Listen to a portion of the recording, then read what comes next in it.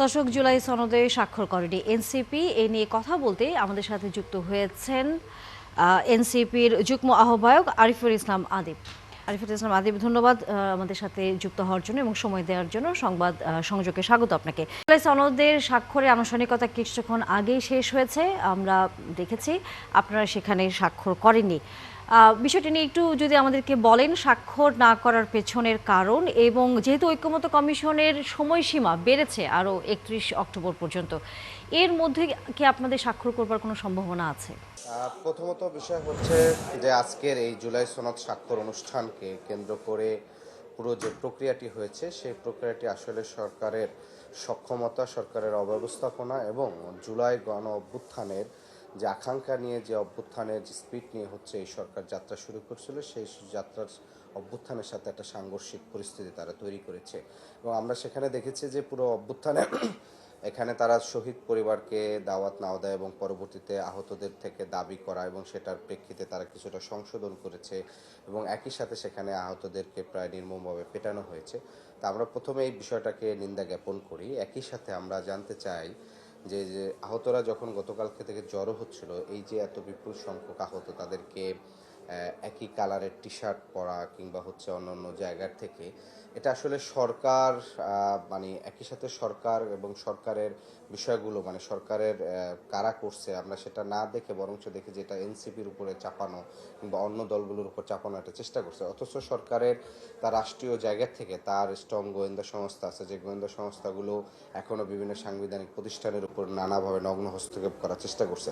অথচ এই যে এত সংখ্যক আহত কিংবা হচ্ছে যারা গেল, তারা কি নিজের থেকে গেছে না অন্যের প্ররোচনা গেছে, সেটির বিষয়ে তাদের কাছে কোনো সঠিক তথ্য কিংবা হচ্ছে তারা এই বিষয়ে কোনো দেয়নি। প্রথমত বিষয় হচ্ছে যে আমরা জুলাই সনদে কেন স্বাক্ষর করি না। আমরা গতকালকেও সংবাদ সম্মেলন করে খুব স্পষ্ট করে বলেছি, আমরা জুলাই সনদ বাস্তবায়নের যে প্রক্রিয়া এবং এটার যে জুলাই সনদ বাস্তবায়ন আদেশ দেওয়া হবে, সে আদেশের যে খসড়া বা টেক্সট থাকবে, আদেশটা কে দিবেন, কবে দিবেন এবং কি প্রক্রিয়া দিবেন, সেই প্রক্রিয়াটা সরকার কিন্তু স্পষ্ট করেনি।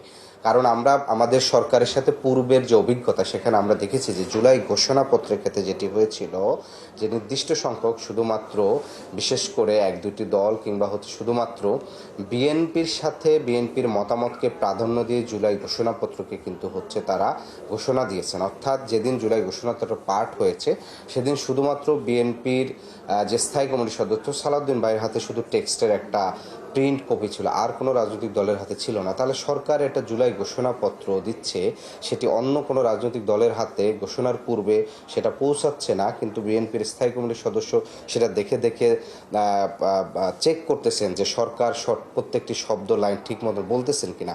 অর্থাৎ বিষয়টি এরকম হয়ে গেছে যে একটা রাষ্ট্রের প্রধান তিনি বসে বিএনপির স্থায়ী কমিটির সদস্যের সামনে পরীক্ষা দিচ্ছেন, ভাইবা দিচ্ছেন, প্রেজেন্টেশন দেয় না, যেভাবে আমরা অনেক সময় বিশ্ববিদ্যালয়ে দেখে থাকি যে প্রেজেন্টেশন দেয়, বিষয়টি সেরকম দাঁড়িয়েছে। ফলশ্রুতিতে এই জুলাই সনদ বাস্তবায়ন আদেশ 2025 যেটি দিবে, সেটির টেক্সট কি হবে, সেই টেক্সটটি আসলে জাতির সামনে প্রকাশ না করে, দলগুলোর সামনে প্রকাশ না করে, বরং তার আগে স্বাক্ষর নিয়ে নেওয়া এবং পরবর্তীতে সেই পূর্বের মতনই একটিমাত্র রাজনৈতিক দল কিংবা আরও কিছু রাজনৈতিক দলের বোঝাপড়ায় মাধ্যমে সেই টেক্সট তৈরি হবে কিনা, সেটির কিন্তু একটা সন্দেহ এবং হচ্ছে উদাহরণ কিন্তু দেখা যাচ্ছে।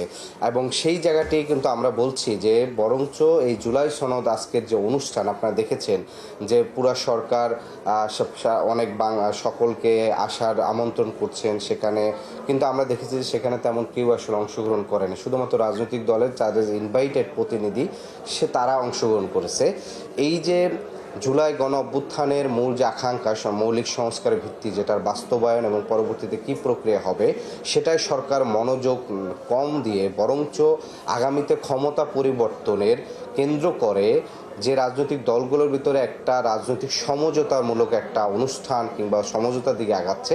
এই কারণে আমরা বলেছি যে এই বিষয়গুলো স্পষ্ট হলে জুলাই সনদ বাস্তবায়ন আদেশের টেক্সট কে করবেন, এটার আদেশ জারি করবেন, কখন করবেন, সেই বিষয়গুলো প্রক্রিয়া, একই সাথে সনদ বা আইনি ভিত্তি, এই বিষয়গুলো স্পষ্ট করার পরেই জাতীয় নাগরিক পার্টি সেখানে স্বাক্ষর করবে। আপনারা জানেন যে জুলাই সনদের সময় ঐকমত্য কমিশনের সময় আরও 15 দিন বাড়িয়েছে। সেক্ষেত্রে জাতীয় নাগরিক পার্টির অবস্থানটা হচ্ছে জাতীয় নাগরিক পার্টির ঐকমত্য কমিশনের সামনের যে প্রক্রিয়া, সেই প্রক্রিয়ায় তারা অংশগ্রহণ করবেন এবং তাদের যে দাবি আছে সে দাবি পূরণের সাপেক্ষে তারা স্বাক্ষর করবেন, সেটি পরবর্তীতে সিদ্ধান্ত নেওয়া হবে।